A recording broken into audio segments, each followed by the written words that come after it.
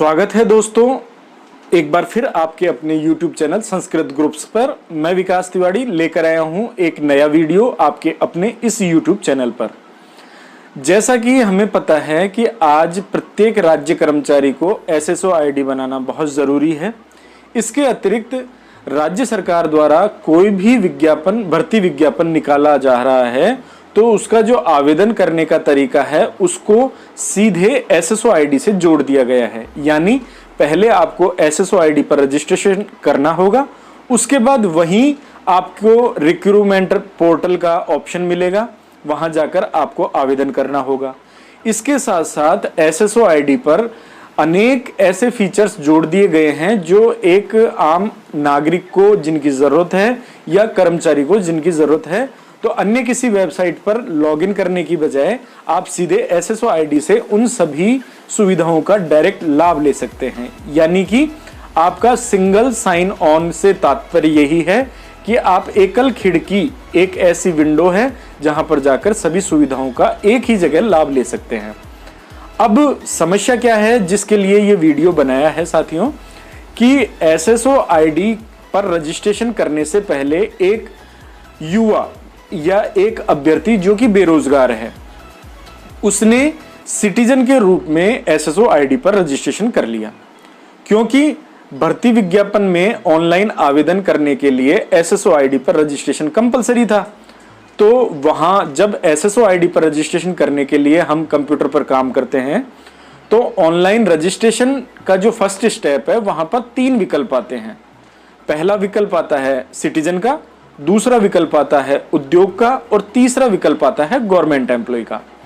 तो उद्योग जो कि किसी छोटे या लघु या वृहद कैसे भी उद्योग के लिए ये जो सेकंड ऑप्शन है वो काम आता है, इसलिए हम उद्योग के विषय पर चर्चा नहीं कर रहे। हम चर्चा करते हैं फर्स्ट सिटीजन और सेकंड गवर्नमेंट एम्प्लॉय।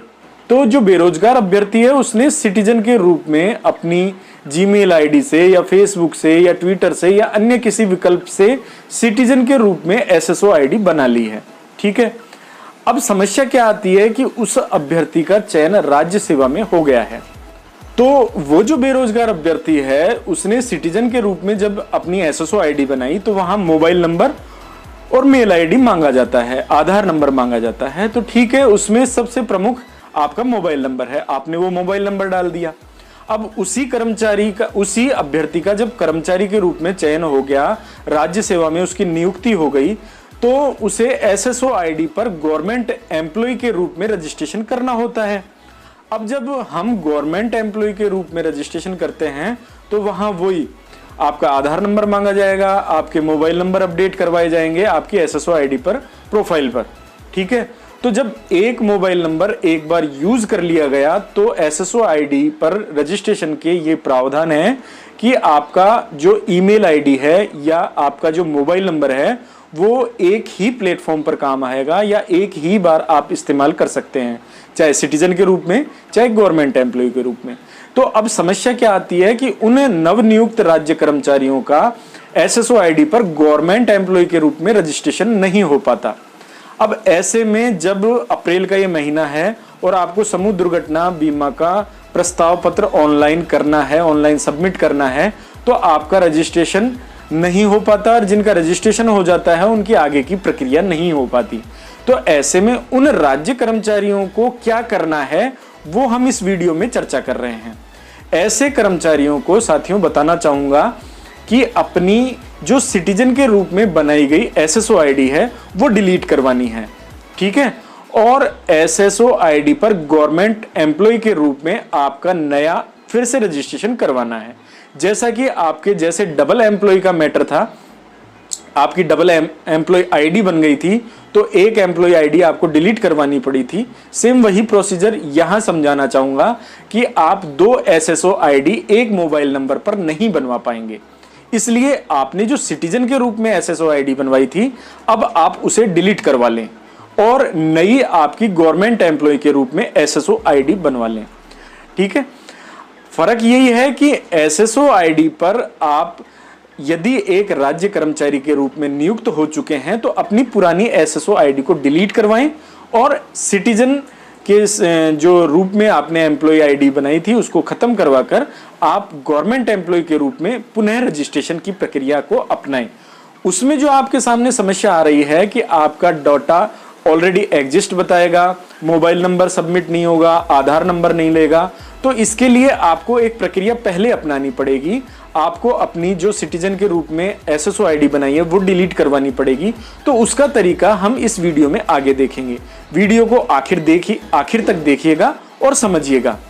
तो आपको आपके मोबाइल के जीमेल ऐप में आकर मेल खोल लेनी है और कंपोज में आकर जो 2 है यहाँ पर आपको टाइप करना रहेगा help desk HELP.SSO@rajasthan.gov.in।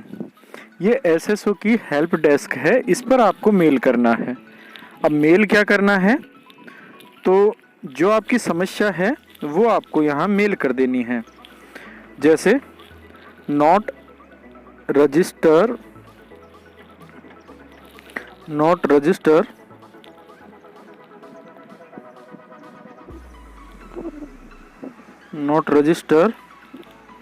As a GO government employ.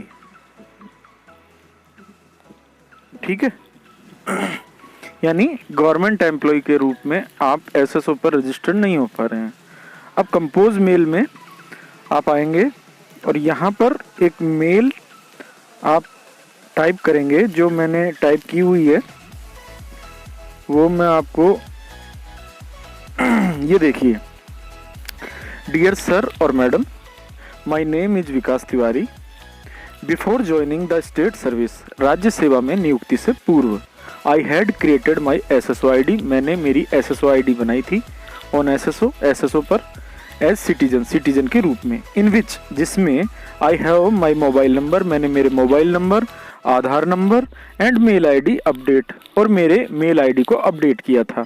Now after joining the government service, राज्य सेवा में नियुक्ति के पश्चात, I am looking to create my SSO ID, कि मैं मेरी एसएसओ आईडी बनाना चाह रहा हूँ एज गवर्नमेंट एम्प्लॉय के रूप में ऑन एसएसओ, बट लेकिन my SSO ID is not being, लेकिन मेरी एसएसओ आईडी नहीं बन रही है, क्रिएट नहीं बन रही है due to an SSO ID, क्योंकि एसएसओ आईडी मेरी बनी हुई है सिटीजन के रूप में पहले से ही।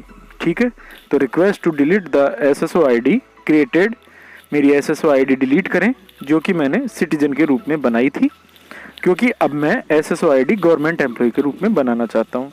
ठीक है, अब यहाँ पर आप डिस्क्रिप्शन में अपनी डिटेल लिख देंगे। सबसे पहले नेम, आपका नाम आ जाएगा।